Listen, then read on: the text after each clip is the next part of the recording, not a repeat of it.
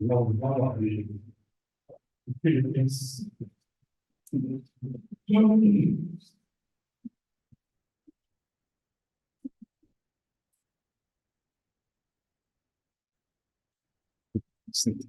Capítulo 2, versículo. Vamos lá. Só um instantinho aqui. Ligar esse.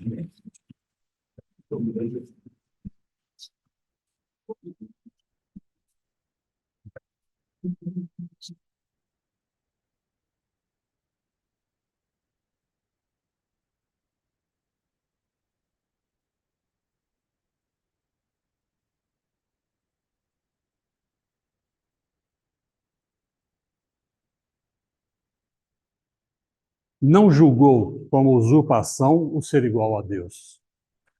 Antes, a si mesmo se esvaziou, assumindo a forma de servo, tornando-se em semelhança de homens e reconhecido em figura humana. A si mesmo se humilhou, tornando-se obediente até a morte e morte de cruz. Irmãos, eu creio que a gente não tem noção da dimensão de Deus, né? Ele é dimensional. Agora, vocês imaginam o que Jesus fez por nós? Ele se confinou num corpo humano, por amor a nós. Paulo diz, né, que quem me livrará do corpo dessa morte? Eu creio que cada um de nós também está confinado nesse corpo, né, desejando sair, né, expandir no universo como o Senhor é realmente, né, já que nós estaremos com Ele e seremos praticamente semelhantes a Ele, né? Esse é um momento muito precioso, irmãos, para exaltarmos o Senhor, porque Ele pagou um preço tão caro por a nós. E é lindo porque Ele diz que nos amou e nos amou até o fim. Então nós devemos celebrar isso aqui com toda reverência, não é? Esse não é um momento simples, é um momento sem igual, né? Cada vez que nós lembramos do Senhor, porque Ele mesmo instituiu esse memorial, e Ele é digno de receber de cada um de nós toda a celebração mesmo a Ele, né? Então fazemos isso com o coração, irmãos, derretido de amor por Ele, com o desejo de sempre lavar os pés dele, porque Ele é digno disso. Amém? Amém. Senhor, nós te damos graças. É um privilégio, Senhor, estarmos aqui nesse momento tão precioso, Senhor. Nós entregamos tudo nas tuas mãos, pedindo que o teu Santo Espírito, Senhor, nos conduza, Senhor, na mente, nas nossas emoções e no nosso coração, Senhor. Aceita, Senhor, a nossa oferta, Senhor. No teu santo e precioso nome, Senhor Jesus, nós oramos e te agradecemos por mais essa oportunidade que o Senhor nos concede, Senhor. Amém. Vamos retomar de onde paramos semana passada. Isso aqui está ajudando vocês?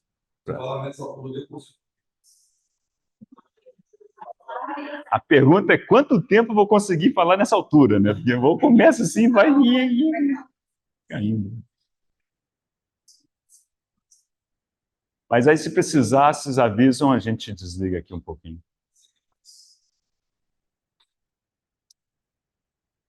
Irmãos, João capítulo 20.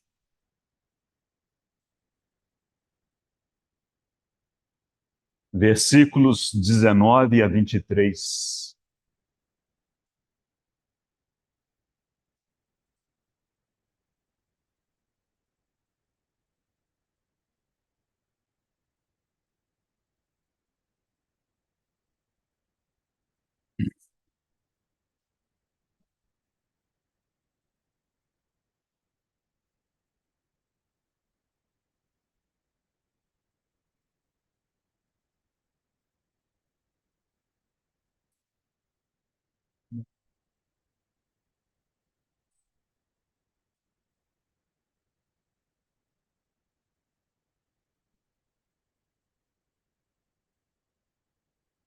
E vamos lá?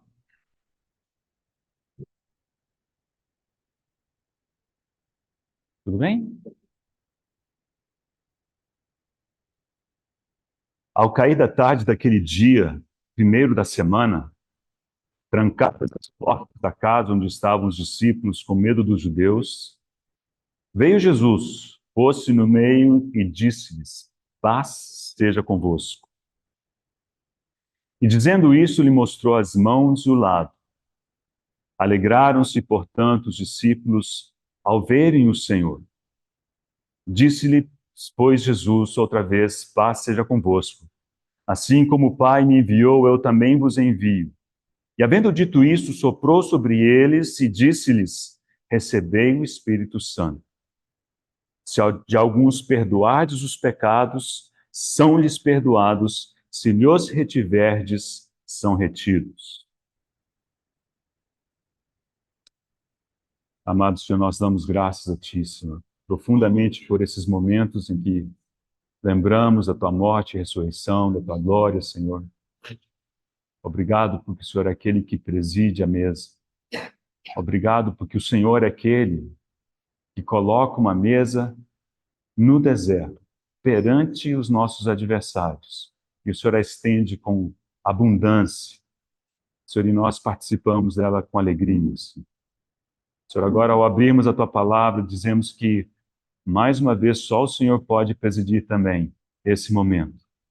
Precisamos de que o Senhor nos alimente, precisamos de que o Senhor fale ao nosso coração, pelo Teu Espírito traga revelação, conduze-nos, Senhor, a toda a verdade.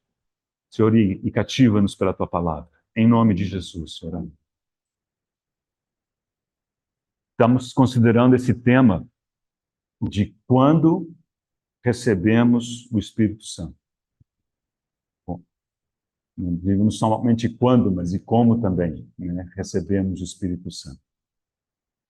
E aí, para abordar esse assunto, vimos que é compulsório, é necessário que tomemos a Bíblia e dividamos elas em períodos. E sem entrar em muitos detalhes, acho que nós podemos dividi-la em 3 sessões, motivados aí pelo emblema da pomba de Noé. Primeira sessão, Antigo Testamento. E naquele primeiro período, quando Noé soltou a pomba ia, revoava e voltava, não ficava onde ia, porque as águas do dilúvio ainda não haviam cedido. O segundo período é um período de transição, e na Bíblia acho que corresponde essencialmente aos Evangelhos e ao livro de Atos. E no emblema da pomba, é aquele período em que a pomba voltou, mas voltou com um ramo de oliveira no ovinho, né, no bico, já como anunciando o início da redenção. E, por fim, o terceiro período, que no nosso caso corresponde às epístolas e ao livro de Apocalipse, sem entrar na era futura, corresponde àquele momento em que, 7 dias depois, né, Noé abriu a janela, soltou a pomba, ela foi e não mais voltou, porque havia permanecido para onde ela foi, né? Isso nos lembra que nesse período da igreja, o Espírito Santo de habitação nos foi concedido, de permanência nos foi concedido. Ao contrário do que acontecia nos moldes do Antigo Testamento, em que o Espírito Santo operava, sem dúvida. Ele é o executor da vontade e dos propósitos de Deus. Então, o Espírito ia, voltava, vinha, fazia uma obra, voltava, apossava de um, né? Lemos os textos referentes a Sansão, tem textos com a mesma expressão a respeito de Gideão, por exemplo. Eram momentos específicos, pessoas específicas, para uma específica, mas o Espírito Santo operava. Okay? Bem, então, nós estamos nessa parte intermediária. Nessa parte intermediária, o plano é vermos 4 textos que, precisamente por serem dessa parte intermediária, acabam gerando algum tipo de dificuldade, né? O primeiro texto, nós não voltaremos a ele, é Lucas 11. O segundo texto é este, e veremos outros 2 textos antes de rapidamente mencionar a última porção. Okay? Qual é o perigo que corremos, e é por isso a insistência nesse período de transição, é que nós não devemos tomar eventos relatados neste período de transição e achar que eles são válidos sem nenhuma alteração no período da igreja. E isso existe de montão por aí afora. E não é de admirar que haja tanto mal entendido, tanta confusão, tantas opiniões divergentes a respeito disso por aí. Então, nesse texto, nós já lemos eles semana passada, e eu contrastei esse texto com um que vem logo antes, no capítulo 7 do Evangelho de João. Nós vamos voltar nele agora, João capítulo 7. O Senhor estava no último dia da festa dos tabernáculos.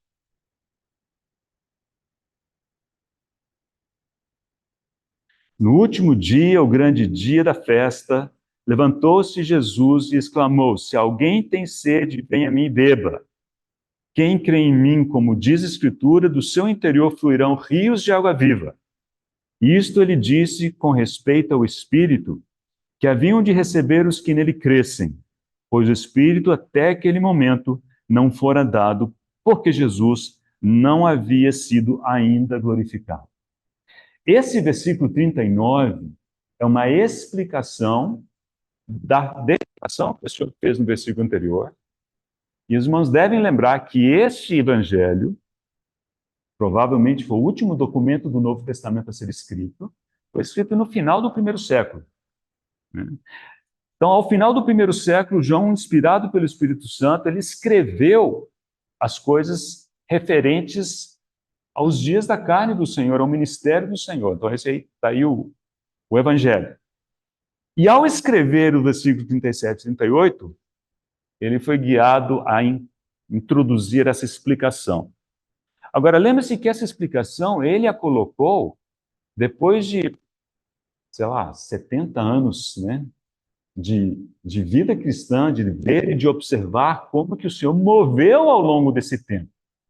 Ele já havia presenciado o Pentecostes, ele já havia sabido da casa de Cornélio e tantas outras situações. Então, ele tinha essa informação toda. Colocando isso tudo junto, ele disse, olha, o Senhor estava se referindo ao Espírito Santo, que haveriam de receber aqueles que crescem nele. Esse é o grande spoiler do dia. E já nos diz como é que a coisa funciona lá no período das epístolas. Recebe o Espírito Santo aqueles que creram nele. Tão simples quanto isso. E aí ele diz, naquele momento, ele não podia dar esse espírito de habitação, porque o Senhor ainda não havia sido glorificado. E aí, ao contrastar esse texto com o texto de João 20, em que o Senhor sopra o Espírito Santo e diz, recebei o Espírito Santo, aí pronto. Aí a pergunta é o seguinte, bom, foi ou não foi? Porque lá diz que o Senhor tinha que ser glorificado.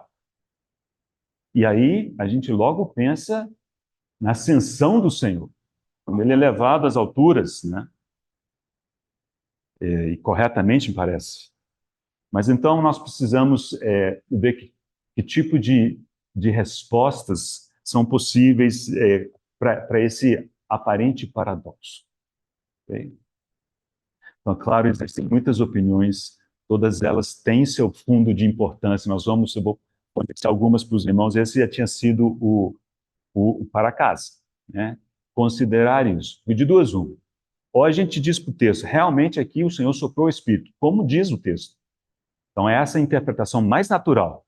Mas aí a gente tem que explicar alguma coisa a respeito da glorificação do Senhor. Ou então, a gente presume que a glorificação do Senhor não ocorreu, e aí podemos, então, aceitar que o Senhor soprou o Espírito Santo, mas aí como que fica João capítulo 7? Então, é um pouco de um paradoxo. Então, esse era o dever de casa, era meditar nesse paradoxo. Então, deixa eu dar algumas opiniões. Não é, me parece, necessário que a gente tenha que ter uma posição definida. Eu tenho, isso não acho que não seja necessário. Essa é uma porção transitória. Aqui nos conta o que aconteceu naquele primeiro dia de ressurreição. Mas, assim, cai, por um lado, cai um pouco na curiosidade de entender o texto, mas, principalmente, é um alerta, porque tem gente que usa esse texto para dizer outras coisas, né, com respeito à concessão do Espírito Santo, né? Como, por exemplo, o Senhor precisa soprar o Espírito Santo sobre nós agora, né? Então, e aí, se utilizar esse texto, a gente logo percebe que está fora de contexto. Então, vamos lá, algumas opiniões, né? Eu vou falar primeiro dos extremos e depois de opiniões que fazem um meio de campo. De um lado, temos estudiosos como Bishop Moll, Campbell Morgan, Austin Sparks, e eles dizem o seguinte: o Espírito não foi concedido. Aí, claro, eles têm que explicar o texto. E aí, pronto. O Bishop Moll, ele evita falar disso, ele é muito evasivo, mas lá pelas tantas, ele deixa escapar que ele crê que essa palavra foi simbólica, né? A opinião dele. Pessoalmente, acho que é forçar o texto, mas é a opinião dele. E aí, pronto, né? Ele diz, ó, o Senhor não foi glorificado, então ele não podia dar o Espírito Santo, portanto, essa palavra ela é simbólica. Campbell Morgan e o Austin Sparks seguem uma linha parecida. Eles dizem que aquela palavra foi uma palavra profética do que aconteceria no dia de Pentecostes. Então, de fato, o Senhor não soprou o Espírito Santo sobre os discípulos naquele momento. Só tem um problema. O texto diz que ele soprou. Então, pronto. Aí, para evitar isso, ou tentar evitar isso, ele diz que é uma palavra profética. Então, os irmãos observam que quando a gente cai em textos de interpretação difícil, o mais comum é trocar uma dificuldade por outra. Dificilmente a gente consegue ficar livre das dificuldades. Se a gente consegue ficar livre das dificuldades, é porque era um texto relativamente fácil de entender. Mas existem textos que não são fáceis de entender. Então você tem que escolher com qual dificuldade você fica, né? E aí que esses irmãos seguiram esse caminho. Okay? Muito bem. No outro extremo estão o irmão Watchman Nee, o Scofield e o Smithson, e eles dizem, não, o Senhor soprou sim o Espírito Santo, como está escrito aqui. Mas agora eles têm que explicar essa história do Senhor ter sido glorificado ou não. O único que se dá o luxo de explicar isso foi o irmão Nee. E sem citar versículos, diz o seguinte, que ele diz que o Senhor foi glorificado com a ressurreição. O Senhor foi glorificado com a ressurreição. E com isso, então, pronto. Ele está à vontade para dizer que o Senhor já havia sido glorificado e, portanto, ele poderia soprar, e soprou o Espírito Santo sobre aqueles discípulos. Então, eu fiquei pensando, né? Bom, se a gente tivesse que escolher alguns textos para dar algum suporte ao fato do Senhor ter recebido glória ao ser ressuscitado, que versículos a gente escolheria? Eu escolhi 2, então vamos ler esses versículos juntos. Um deles está em 1 Pedro. E esses versículos, irmãos, observem que também não necessariamente são conclusivos, mas a gente, ao lê-los, a gente percebe que o irmão Nee tem alguma razão, ele não está completamente equivocado. Que, aliás, é o que acontece na maior parte das vezes. Ninguém está 100% errado, assim como nem todo mundo está 100% certo, né? Então, nós precisamos sempre abordar esses assuntos com temor e aos pés do Senhor, que o Senhor fale ao nosso coração, né? Que Ele nos esclareça. Então, falando de Cristo, né, versículo 21, diz que por meio dele tendes fé em Deus, o qual o ressuscitou dentre os mortos e lhe deu glória, de sorte que a vossa fé e esperança estejam em Deus. Esse versículo não necessariamente diz que ele deu glória por meio da ressurreição. Diz que o ressuscitou, ele deu glória. Mas poderia ser agora que o Senhor recebeu quando foi assunto ao céu, né? Ou também pode ser que ele recebeu glória ao ser ressuscitado. Então, não é um texto muito conclusivo, mas ele mostra que é possível entender que o Senhor tenha recebido glória ao ser ressuscitado. Um outro texto que é um pouco, segundo, que é um pouco mais conclusivo do que esse, está em Romanos capítulo 1.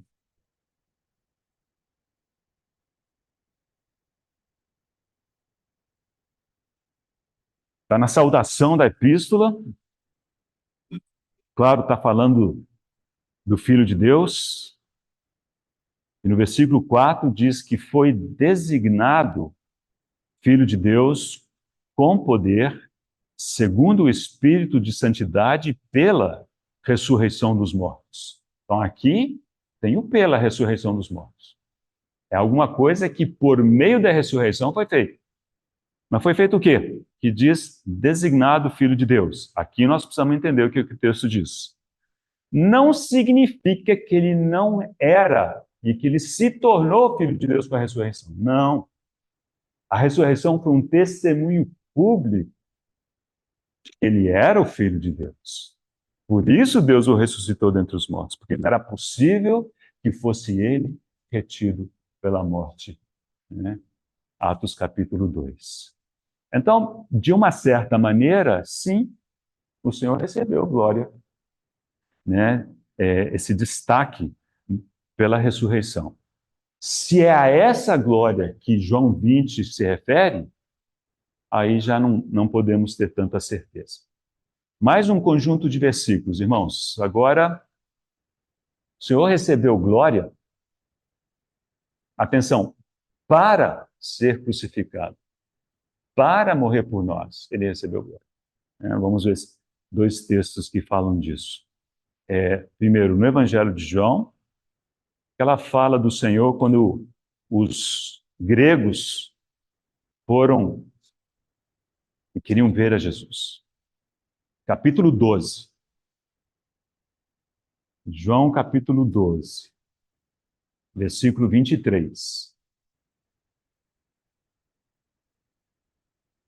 Respondeu-lhes Jesus: é chegada a hora de ser glorificado o Filho do Homem. Agora, leia o contexto. Ele estava falando da sua morte. Morte de cruz. E ele diz a respeito dessa hora, ser glorificado. Chegou a hora. Ele não falou assim, chegou a hora de ser crucificado o Filho do Homem, apesar de que era isso que ele estava dizendo. Mas ele disse, chegou a hora de ser glorificado o Filho do Homem. E um segundo texto, no livro de Hebreus, capítulo 2, Epístola aos Hebreus, capítulo 2,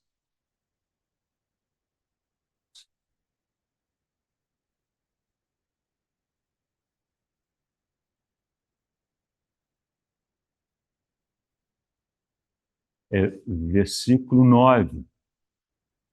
Vemos, todavia, aquele que, por um pouco, tendo sido feito menor que os anjos, Jesus, por causa do sofrimento da morte, agora preste atenção, foi coroado de glória e de honra, para que, com o objetivo de,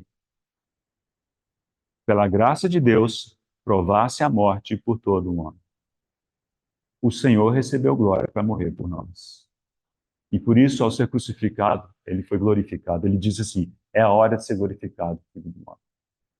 Então, a glória da cruz e a glória da ressurreição, efetivamente, já tinham acontecido. Né?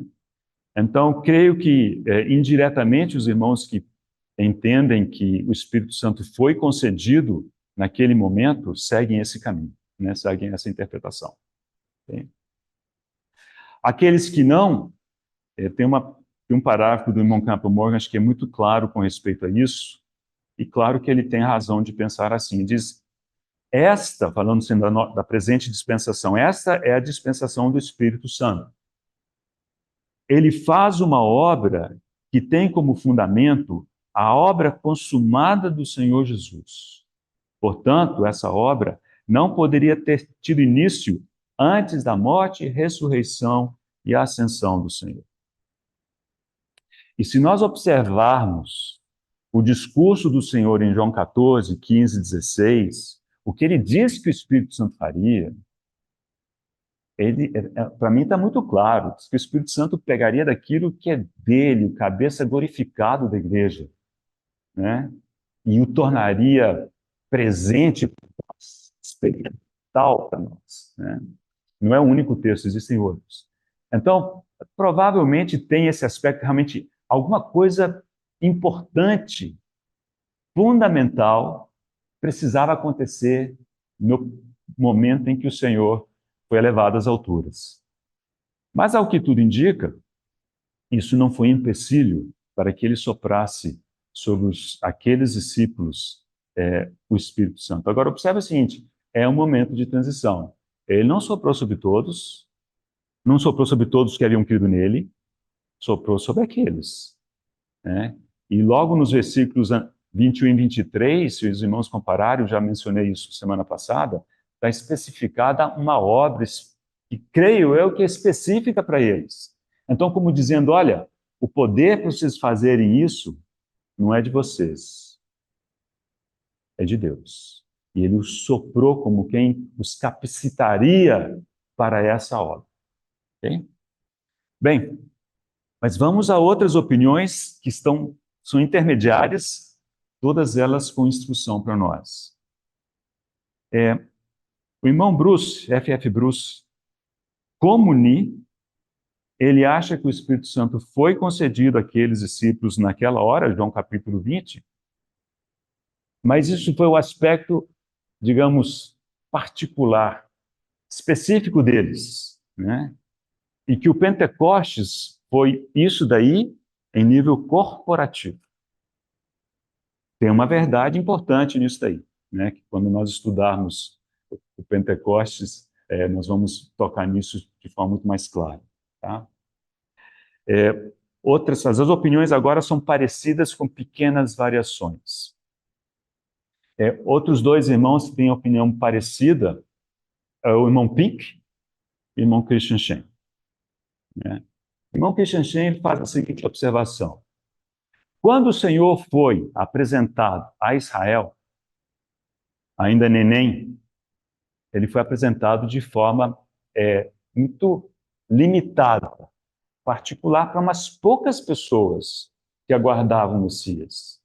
José, Maria, Simeão, Ana. Né? 30 anos depois, o Senhor foi apresentado de forma pública a Israel no seu batismo. Né? E lemos que toda a Judéia saía para ser batizada por João. Então, ou seja, aquilo foi um testemunho público do Senhor. Quando o Senhor ressuscitou, na manhã daquele dia, se apresentou em privado. Primeiro para Maria Madalena, depois para aquele outro grupinho de mulheres. Depois, naquele dia ainda, para Simão, sozinho. Nós não sabemos que ele se apresentou, mas não sabemos o que eles conversaram. Né? Depois, para 2 discípulos na estrada de Emaús. E depois, mais à noite, esse texto de João 20. Mas se vocês lerem 1 Coríntios capítulo 15, Paulo diz que lá pelas tantas ele se apresentou a 500 irmãos de uma só vez, dos quais muitos sobrevivem até agora. Então também tem aquele cuidado de primeiro ser alguma coisa restrita e depois ser alguma coisa pública. Então o irmão Pink, o irmão Christian, eles creem que o Espírito Santo foi concedido nessa hora, mas de forma muito específica para eles. E no Pentecostes, de forma pública, né? Seguindo esse padrão, né, que encontramos em outros aspectos. Okay? O irmão Simpson tem uma posição muito interessante também. Ele diz o seguinte, sim, eles receberam o Espírito Santo aqui, mas receberam nos mesmos moldes que o receberam aqueles do Antigo Testamento. Porque o Senhor ainda não havia sido glorificado, né, à destra do Pai. E no Pentecoste, não. Eles receberam o Espírito Santo, né, já nos moldes da atual dispensação. Tá? Então, assim, ele aceita que eles receberam o Espírito Santo, mas esse Espírito Santo que foi recebido ali não foi o Espírito Santo de habitação ainda. Esse foi o Espírito Santo como do Antigo Testamento. E, por fim, o Gordon, ele diz que receberam o Espírito Santo, mas o Espírito Santo não podia exercer a plenitude do seu ministério, conforme previsto pelo Senhor em João capítulo 14, 15 e 16, porque o Senhor ainda não estava à direita do Pai. Então, irmãos, existem todos esses aspectos, creio que há um fundo de verdade em todos eles, e os irmãos têm coisa para meditar e por muito tempo, né? Então, amém. Então, vamos prosseguir. Antes, então, de tocarmos nos outros dois textos, né, que são textos potencialmente mal usados por alguns, eu trouxe uma citação da senhora Jessie Penn Lewis. Ela faz um alerta importante, escrevendo a respeito disso, né, do Espírito Santo e das experiências do Espírito Santo, etc. Diz: textos individuais tirados do seu contexto e escolhidos para serem encaixados em nossas experiências subjetivas têm sido a causa de muita confusão e aparente contradição no que diz respeito ao ensino de temas como esses que mencionamos. Então, acho assim, que essa é uma recomendação sadia de interpretação da Bíblia, que é sempre útil, né? Nunca tirar um texto do seu contexto e nunca utilizar o texto para validar, ou seja, para justificar a sua experiência. É o contrário. A nossa experiência ela tem que ser posta à prova, né, utilizando a palavra de Deus. A palavra de Deus vai nos dizer se aquilo é verdade ou não, né? Então, vamos ao primeiro dos dois textos que faltam. Todos os dois nesse período de transição, Atos capítulo 5.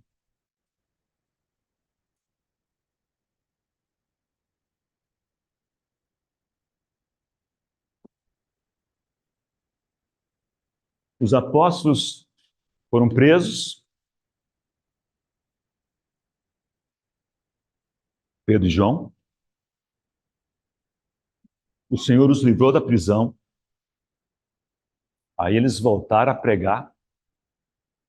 E as autoridades foram lá e falaram assim: gente, eles não podem pregar aqui não, né? E aí nós vamos pegar a história desse ponto. Observe a resposta de Pedro a essa colocação das autoridades. Versículo 29. Então Pedro e os demais apóstolos afirmaram: antes importa obedecer a Deus do que aos homens. Então aqui, na resposta de Pedro, é como se ele dissesse: ó, existem dois caminhos possíveis. Ou a gente obedece a Deus, ou a gente obedece aos homens. Existe um medicão, né? Ou a gente crê em Deus, ou a gente não crê em Deus, e aí nós vamos obedecer aos homens, né? Aí continua: o Deus dos nossos pais ressuscitou a Jesus, a quem vós matastes, pendurando no madeiro. Deus, porém, com a sua destra, o exaltou a príncipe e salvador, a fim de conceder a Israel o arrependimento e a remissão dos pecados. Então, observe do que ele está falando. Está falando de redenção, né? Versículo 32. Ora, nós somos testemunhas desses fatos, e bem assim o Espírito Santo, que Deus outorgou aos que lhe obedecem. Então, essa frase é a frase importante que às vezes gera confusão. Aqui diz que Deus outorgou, né, àqueles que lhe obedecem. Alguns tomam essa frase para defender o seguinte ponto: Deus só concede o Espírito Santo a quem estiver totalmente consagrado. O que quer que isso queira dizer, né? Totalmente consagrado. Alguém pode achar que está totalmente consagrado e o Senhor dizer, como disse ao jovem rico, ainda te falta uma coisa, né? Bem, então nós precisamos ver aqui, porque aqui tem uma frase importante, diz que Deus outorgou aos que lhe obedecem. A questão é a seguinte: ao que se refere essa obediência?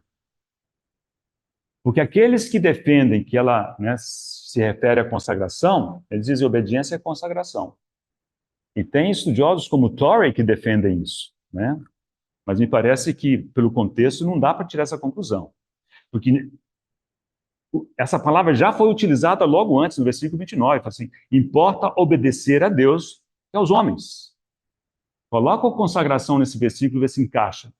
Importa se consagrar a Deus e não se consagrar aos homens? Então vemos que aqui não está falando de consagração. Ok? Tendo dito isso, eu preciso enfatizar com todas as letras que nossa consagração e obediência à palavra de Deus é da mais alta base fundamental para a nossa vida cristã. Nós precisamos disso.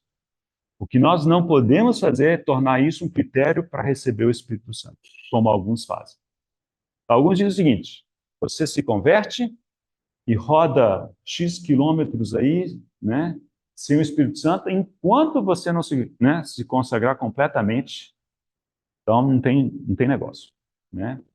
Se você se consagrar completamente no dia em que se converter, aí tudo bem. Mas se não, vai ter que esperar, né? Agora, irmãos,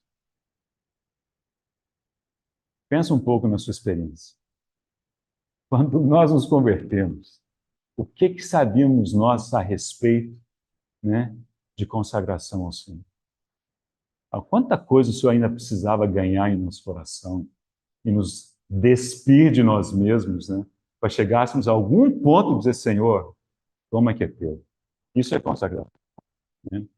Ou seja, me parece pouco provável que alguém, abre aspas, se torne completamente consagrado ao Senhor, fecha aspas, na conversão. Nós precisamos entender isso, nós precisamos aprender a reconhecer a voz do Senhor e a sermos convencidos pelo Espírito Santo de tantas coisas. Agora, eu quero ler 3 outros textos em que a obediência está claramente associada a crer no Evangelho e não à consagração. Ou seja, temos como explicar esse texto, né? Então, vamos lá. Primeiro desses 3 textos é segunda epístola aos Tessalonicenses.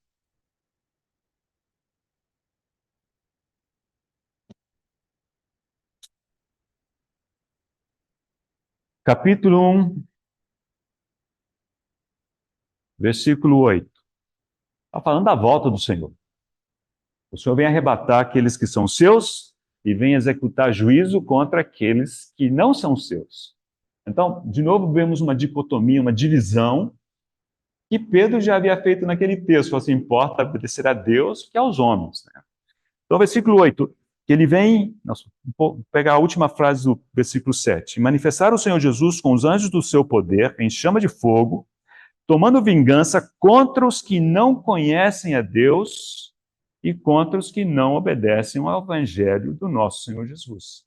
É assim que esse texto descreve os ímpios, os que não obedecem ao evangelho do Senhor Jesus. Então, vemos aqui que a obediência também pode ser associada ao crer no evangelho, né? Próximo texto. Hebreus capítulo 5, versículo 9. Versículo 8 diz: embora sendo filho, aprendeu a obediência pelas coisas que sofreu, e, tendo sido aperfeiçoado, tornou-se o autor da salvação eterna para todos aqueles que lhe obedecem. Irmãos, aqui nós não temos opção. Porque se nós tomarmos a obediência aqui como obediência à palavra de Deus, ou consagração, ou qualquer coisa que a gente faça, nós vamos dizer que nós teremos que aceitar que a salvação é pelas obras, por essas obras, por mais nobres que sejam. E não é isso. Somos salvos pela fé, por termos crido no Senhor. Então aqui, os que lhe obedecem, os que creram no Senhor. Acho que o texto está suficientemente claro. Primeira epístola a Pedro, 3º versículo, 1 Pedro, capítulo 4, versículo 7, aliás, 17. 1 Pedro 4, 17, porque a ocasião de começar o juízo pela casa de Deus é chegada. Ora, se primeiro vem por nós, qual será o fim daqueles que não obedecem ao evangelho de Deus? De novo, é um texto que fala de 2 grupos, os que obedecem e os que não obedecem. Irmãos, e aqui os que obedecem e os que não obedecem não são os crentes consagrados e os não consagrados. Claro que não. 1 Pedro, capítulo 4, versículo 17. Aqui é a igreja e os gentios, os incrédulos. Mas como é que o Novo Testamento faz essa distinção nesses versículos que temos lido? Aqueles que obedecem ao Evangelho de Deus, o Evangelho do nosso Senhor Jesus Cristo. Basta aplicar esse critério em Atos capítulo 5, está resolvido o problema. E não existe opção, porque aqueles que defendem, né, que Deus só concede o Espírito Santo aos totalmente consagrados, só tem Atos 5 para citar. Pode observar. Roda, roda, roda, Atos 5. Roda, roda, roda, Atos 5. Okay? Muito bem. Então vamos ao nosso último texto potencialmente perigoso. Também ainda no período de transição. Atos capítulo 19. Esse daqui realmente muitos usam.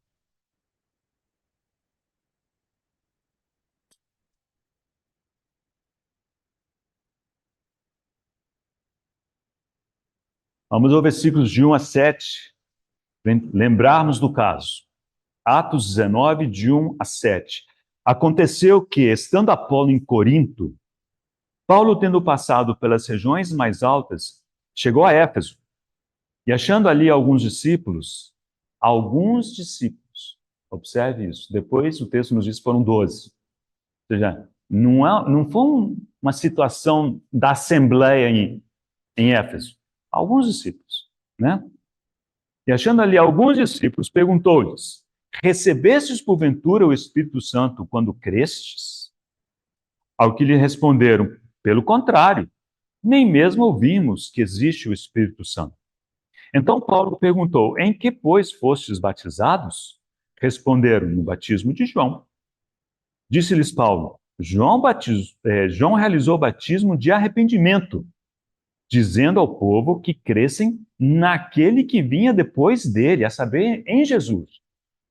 Eles, tendo ouvido isto, foram batizados em nome do Senhor Jesus, e impondo-lhes Paulo as mãos, veio sobre eles o Espírito Santo, e tanto falavam línguas como profetizavam, e eram ao todo 12 homens. Okay? Então, duas observações de caráter contextual. Bom, primeiro, é um texto exceção em dois aspectos. Bom, primeiro, porque está naquele período de transição. E segundo, porque aconteceu com um punhadinho de uma dúzia de pessoas, né? E não com toda a Assembleia em Éfeso. Então, assim, não temos qualquer autoridade para tomar esse texto e fazer qualquer tipo de generalização por causa disso. Temos tantas recomendações a respeito do Espírito Santo, e nós passaremos por elas no futuro, né? No livro de Efésios, né? Uma epístola que supostamente Paulo escreveu aos Efésios, ou também a eles, dependendo se era uma circular, né? Agora, vamos só imaginar que o momento em que isso aconteceu foi diferente desse. Então, só para vocês terem uma ideia. Observe o versículo 8. Começa assim: durante 3 meses, Paulo frequentou a sinagoga, etc., ficou com eles. Depois, no início do versículo 10, durou isto por espaço de 2 anos. O quê? Paulo ensinando na escola de Tirano. Então, por 2 anos, Paulo ficou ali. Depois desses 2 anos, Paulo acabou voltando para Jerusalém, onde foi preso. Ficou preso 1 ano em Jerusalém. Ficou 3 anos, então, desse momento. Só que aí havia aquele complô para matar Paulo, aí o pessoal resolveu transferi-lo para a sede, né, do governo na Palestina. Onde? Cesareia. Aí transferiram ele para Cesareia. Ali ficou preso 2 anos. Ali já são 5. Daí foi transferido a Roma. E aí ele teve sua primeira prisão. Naquele caso, prisão domiciliar. Uns 2 ou 3 anos aprisionado. E durante esse período é que ele escreveu Efésios, Filipenses, Colossenses e Filemão. Então, a Epístola aos Efésios dista cronologicamente desse evento ao menos 6 ou 7 anos. Há quem chega a 9, mas não pode ficar em 7 anos. Ou seja, muita coisa aconteceu nesse meio de tempo, né? E quando chegamos às epístolas, né, a epístola de Efésios, não temos nada que lembre esse tipo de alguma recomendação que fosse baseada nisso daqui. Bom, dito isso, é um texto que apresenta suas dificuldades. Quem é que usa esse texto de forma ostensiva? Aqueles que defendem, né, o que se chama teoria da segunda bênção. A teoria da segunda bênção é o seguinte: a primeira bênção, a conversão. Mas eles dizem que não, você não recebe tudo ali nessa hora, né? Deus espera um pouco, né? E depois ele te dá a segunda bênção.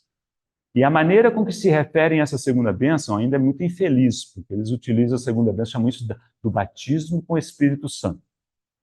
E adivinha que texto que eles citam? Eles citam esse texto daqui.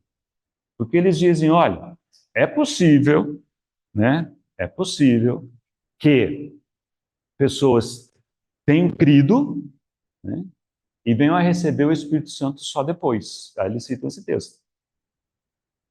E bem, na verdade, é possível, né? Mas eu não preciso ir muito longe para isso, não. Irmãos, quantas pessoas creram no Senhor durante o seu ministério? Não foi a maioria, mas muitos creram. Muitos creram no Senhor. Eles creram no Senhor, mas não receberam o Espírito Santo quando creram no Senhor. Porque o Espírito Santo não havia sido dado ainda, então não tinha como. Então não precisa ficar fazendo grandes teorias para explicar que era possível crer no Senhor e só receber o Espírito Santo depois. Porém, isso só se encaixa na Bíblia nesse período transitório. Porque depois que o Espírito Santo foi dado, a história é outra. É outra. Basta ler. Ok, irmãos? Mas, independente disso, né, aqui tem algumas questões interessantes que ainda quero ver com os irmãos. Mas antes disso, vou mencionar aquele assunto lá, Márcio, que para mim foi uma relativa surpresa a primeira vez que eu vi, mas eu falei assim, não, mas você tem razão, né?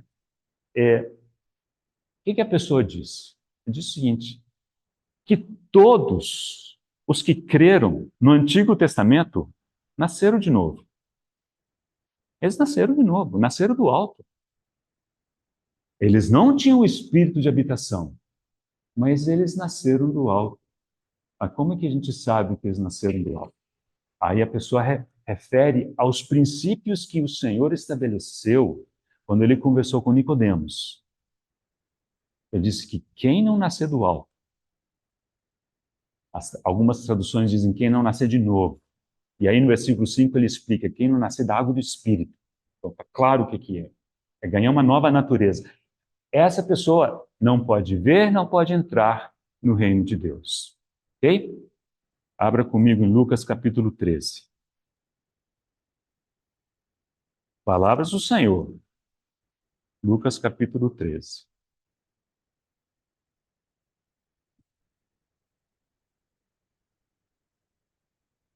O Senhor falando. É um texto muito interessante, mas eu não posso entrar nele agora. Versículo 28 apenas. Ali haverá choro e ranger de dentes. Lucas 13, 28. Quando virdes no reino de Deus, Abraão, Isaque, Jacó e todos os profetas, mas vós lançados fora. Então, ao menos Abraão, Isaque e Jacó estão indicados de forma nominal. Eles creram. E eles vão estar no reino.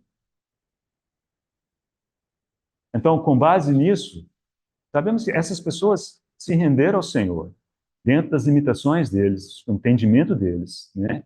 Eles foram regenerados. Gente, o homem natural não consegue crer em Deus. O homem natural não consegue exercer fé, exercitar a fé. Isso é tão básico. Abraão era o pai da fé. Abraão não faria o que ele fez, não teria o andar que ele teve com Deus ele não tivesse recebido uma nova natureza. O que ele não recebeu? O espírito de habitação. Não tinha como receber. Esse espírito precisava aguardar o dia de Pentecostes, precisava mesmo, né? Então, precisamos ter clareza o que é possível e o que não é possível, né? Também achar que o Espírito Santo é privilégio da era da igreja? Sim, não. Tê-lo habitando em nós, em todos nós, é privilégio da igreja. Já não se trata mais de um caso ou outro, como era no Antigo Testamento, mas todos que haveriam de receber todos aqueles que crescem nele, né? Bem, mas agora os estudiosos ainda se dividem aqui nesse texto de Atos capítulo 19, dizendo assim, bom, esse pessoal era ou não era convertido? Porque existem alguns que ainda dizem o seguinte, para dizer que eles, por que eles não tinham o Espírito Santo? Né? É porque não haviam crido, porque se tivessem crido, teriam. Isso só seria verdade, né, na era da igreja, mas isso aqui aconteceu depois do Pentecostes. Então, isso precisa de algum tipo de resposta, né? Então, eu vou ler esse texto de novo, com algumas observações que me parecem fazem muito sentido. É a opinião do irmão Campo Morgan e de alguns outros que advogam, com alguma razão, de que esses discípulos eram discípulos de João Batista. Eles não haviam crido no Senhor, né? Então, vamos lá. A pergunta que Paulo fez, versículo 2, Atos capítulo 19, versículo 2. Então, voltamos para o nosso texto.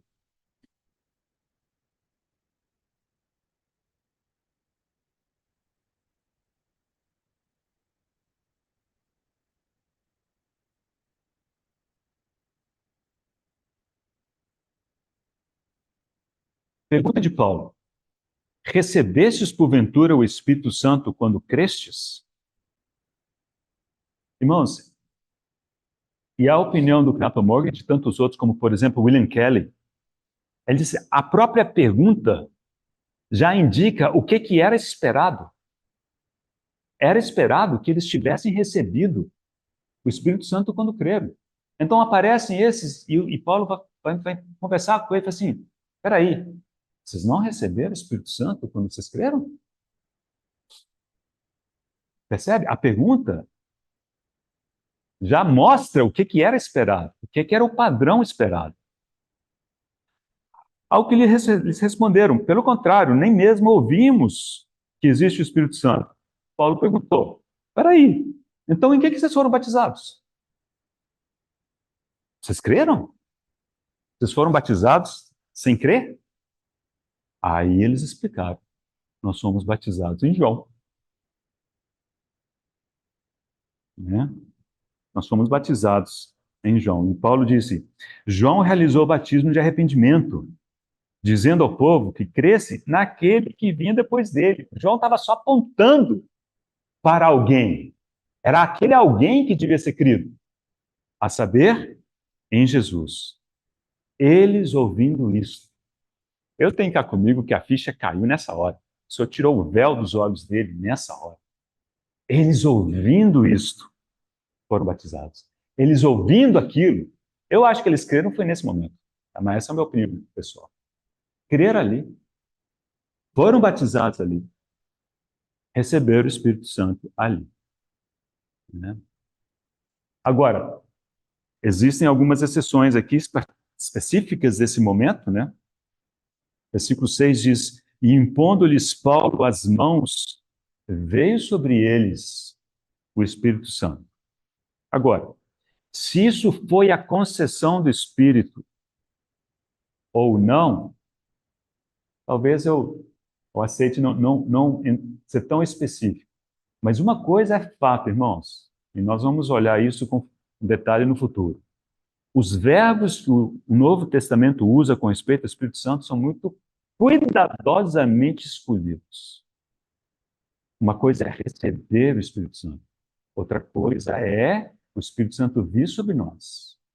Outra coisa é sermos batizados com o Espírito Santo. Outra coisa é sermos cheios do Espírito Santo. E tem tudo isso no Novo Testamento.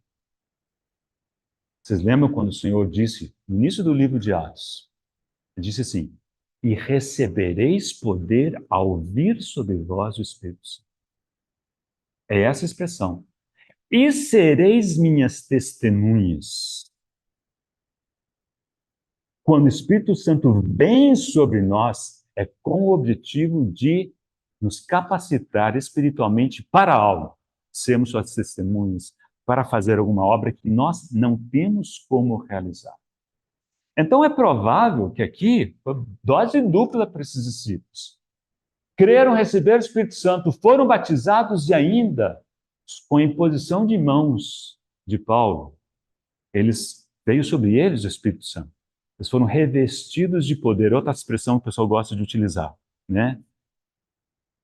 E aí, por isso, pelo revestimento, por esse cair do Espírito Santo, e para que houvesse conexão com Pentecostes, com a casa de Cornélio, então eles manifestaram línguas, né? E é assim que termina o texto. Agora, mesmo os irmãos que creem que não, eles já eram convertidos, etc., eles aceitam que esse texto é específico para essa época. E uma das características dessa época é que o Espírito Santo vinha sobre as pessoas, nesse tipo de contexto, sob a imposição de mãos dos apóstolos, o que não é requerido hoje. Inclusive, os apóstolos que eles se referem são os apóstolos do Senhor Jesus Cristo, né? Aqueles 11, excluindo Judas, 12, eventualmente, incluindo Paulo. Okay? Irmãos, então são esses os textos que são um pouco mais complicados. O fato da gente não saber explicar tudo, não é problema. Onde que eu vejo que existe um perigo? É quando nós aceitamos certas doutrinas que não têm base no resto do Novo Testamento, como a doutrina da segunda bênção. E aí o pessoal fala assim, não, então você ainda tem que se consagrar totalmente. Você tem que pedir, fazendo alusão a Lucas, capítulo 11. Você tem que ter alguém para impor as mãos sobre você, né? Você tem que esvaziar. Você tem que aguardar. São todos os verbos que eram utilizados, né, tudo anterior a Pentecostes, ou então nesse período de transição. Quer saber como que nós recebemos o Espírito Santo? Vá para as epístolas, né? Mas João já nos disse, todos aqueles que haveriam de crer no Senhor. Paulo aos Gálatas, e com isso nós vamos fechando, só vou mencionar os versículos. Paulo aos Gálatas, capítulo 3, diz o seguinte, quero saber de vós isto, recebestes o Espírito pela pregação da fé ou pelas obras da lei? Irmãos, pela pregação da fé. É o mesmo tipo de argumento de Paulo com a justificação. Fomos justificados pela fé ou fomos justificados por obras? Irmãos, pela fé, ao crer no Senhor. E quando fala do Espírito Santo, vocês receberam o Espírito Santo como? Não foi fazendo essas obrazinhas. Muitas delas têm sentido e têm espaço importante na nossa vida cristã. Quem é que pode dizer que nós não precisamos esperar no Senhor? Que nós não precisamos ser esvaziados, né? Que nós precisamos ser cheios? Claro que precisamos. Agora, tornar isso critério para, condição para receber o Espírito Santo, aí a gente não tem essa autoridade pela palavra de Deus, né? Vamos encerrar com 2 versículos no livro de Efésios, capítulo 1,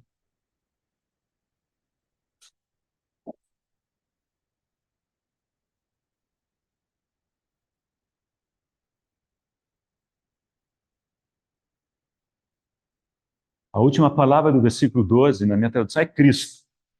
Então, o versículo 13 começa falando de Cristo.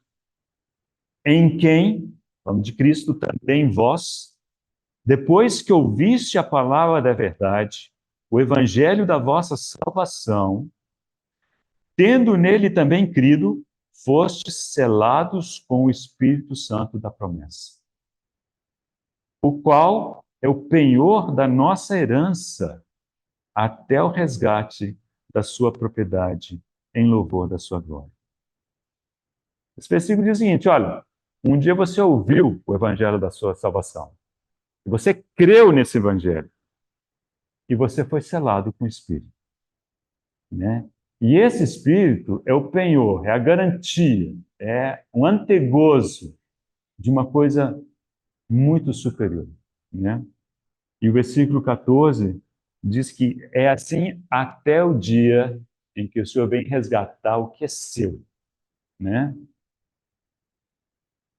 Quem é seu? Todos os que foram redimidos pelo seu sangue. Todos os que creram. Todos os que foram selados. Nós recebemos esse selo, né? É como se fosse um carimbo na testa, né? Esse mundo vai receber um número na testa. O número, nós recebemos o selo, né? E quando nós cantamos um pouco antes, né? Ele virá buscar os seus. Ele vem buscar os seus, né? Ele sabe quais são os seus, porque os seus estão selados. Tem esse selo. E esse selo não é outro a não ser o Espírito que nos foi dado. Tendo crido, tendo ouvido o Evangelho da nossa salvação e tendo nele também crido, então fomos selados. Logo depois, né? Mas por incrível que pareça, até textos como esse, aqueles que advogam a segunda bênção tentam utilizar. Eles usam depois, né? O versículo 13 começa assim: em quem também vós, depois que ouvistes a palavra. Então, depois deles, ele se transforma em muito depois. Né? Mas aqui o depois só fala de uma sequência. Não é possível sermos selados antes de crer. E o crer, a fé, vem pelo ouvir da palavra. Então, existe uma sequência de eventos espirituais aqui que tem sua base em outros textos do Novo Testamento. Então, irmãos, precisamos conhecer esses textos bem, né? Gastarmos tempo aos pés do Senhor, pedir que Ele nos fale ao coração. A nossa opinião realmente não importa muito. Ou seja, você tem direito a ter um entendimento diferente, sem problema nenhum. Mas atenção para aquilo que é dito, para aquilo que é vendido aí fora. Nós não queremos que os irmãos estejam confusos com respeito a isso. O Senhor nos mandou o Espírito Santo para que Ele nos conduzisse para dentro de toda a verdade, né? A confusão não é por causa da Bíblia, do que está escrito, da tradução, é por causa do homem. O homem é confuso mesmo, né? Nós somos parcialmente cegos, o Senhor nos deu vista, mas nós precisamos aprender a enxergar melhor e melhor e gastarmos tempo, né, diante da palavra de Deus. Como prata refinada 7 vezes em cadinho de prata, assim é a palavra de Deus em nosso coração. Ela tem que ser refinada, né? Mas é interessante, né? Porque ela é pura, mas nós não. Nós não. Então a nossa interpretação não é pura. A nossa interpretação precisa ser depurada. E isso é depurado 7 vezes, segundo o salmista, né? E aquilo tem que, né? A gente vai diante do Senhor, a gente vai mudando de ideia, de opinião, na medida que o Senhor vai jogando mais luz aqui, mais luz ali. Irmãos, então, com isso, vamos assim, encerramos esse assunto, que é o assunto de como e quando recebemos o Espírito Santo. Então, observamos que ao longo da história houve momentos diferentes, né? E se o Senhor permitir, eu, de propósito, deixei fora Pentecostes e a casa de Cornélio, né? Então, nós precisamos voltar a esses textos no futuro próximo, principalmente no contexto do batismo do Espírito Santo, né? E entendemos o que é isso segundo a palavra de Deus. Amém. Obrigado, Senhor, por esse tempo, pela Tua palavra, Senhor. Nós a submetemos a Ti pedindo que o Senhor sopre sobre ela para vivificá-la. Senhor, que ela produza o fruto para o qual ela foi determinada. E, Senhor, que o Senhor ganhe mais em nossa vida. Ensina-nos, instrui-nos pela Tua graça. Obrigado, Senhor, pelo Teu Espírito Santo que nos foi concedido. Obrigado porque quando o Senhor disse a respeito da Tua obra, está consumado. Senhor, com verdade é isso. Tudo o que era necessário ocorrer para que o preço fosse pago pela redenção dos nossos pecados, Senhor, para a concessão do Teu Santo Espírito, Senhor, para a ressurreição do nosso corpo, para tantas outras coisas, tudo o Senhor já pagou. A nós cabe, Senhor, render graças a Ti e receber cada uma dessas coisas pela fé, para a glória do Senhor. Em nome de Jesus. Amém.